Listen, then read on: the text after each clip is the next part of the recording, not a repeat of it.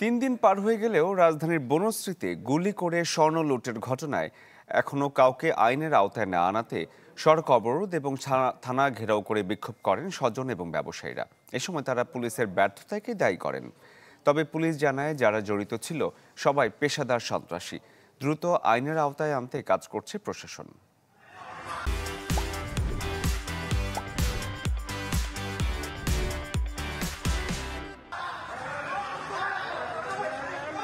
রাজধানীর বনশ্রীতে ব্যবসায়ী আনোয়ার হোসেনকে গুলি করে স্বর্ণলুটের ঘটনায় রামপুরা থানা ঘেরাও করেন স্বজন ও ব্যবসায়ীরা। 3 দিনও কেন আসামিদের গ্রেপ্তার করা যায়নি সে প্রশ্ন তাদের। অভিযোগ করেন তথ্য প্রমাণ থাকার পরও ব্যর্থতার পরিচয় দিচ্ছে প্রশাসন। যথেষ্ট পরিমাণে তথ্য প্রমাণ থাকা সত্ত্বেও কেন আজকে 3 দিন হয়ে গেছে তাদের এটা নিয়ে কোনো মাথা ব্যথা নাই। প্রশাসনের কাছে বিনীত অনুরোধ জানাচ্ছি যাতে ওনারা সুষ্ঠু তদন্ত করে আসামিদেরকে গ্রেপ্তার করে। এর আগে বনশ্রী ডি ব্লকে পৃথক ব্যানারে মানববন্ধন করেন ব্যবসায়ীরা, পরে বিক্ষোভ করে সড়ক অবরোধ করেন তারা। আমার বাবার অন্তত 1 কোটি টাকার উপরে ঋণ আছে, এই ঋণগুলো কে পরিশোধ করবে? আমরা রোডে নিরাপদ না, আমাদের নিজ বাসার সামনে নিরাপদ না, তাহলে আমরা কোথায় নিরাপদ?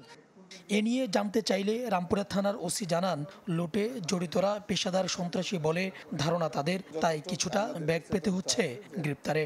এটা একটা পেশাদার গ্রুপের কাজ এবং ওরা এই বিভিন্ন এলাকায় তারা এই কাজগুলি করে থাকে এবং ঢাকা শহরের বাহিরের একটা চক্র হওয়ার সম্ভাবনা বেশি। তা আমরা ওই চক্রটাকে আইডেন্টিফাই করার চেষ্টা করতেছি।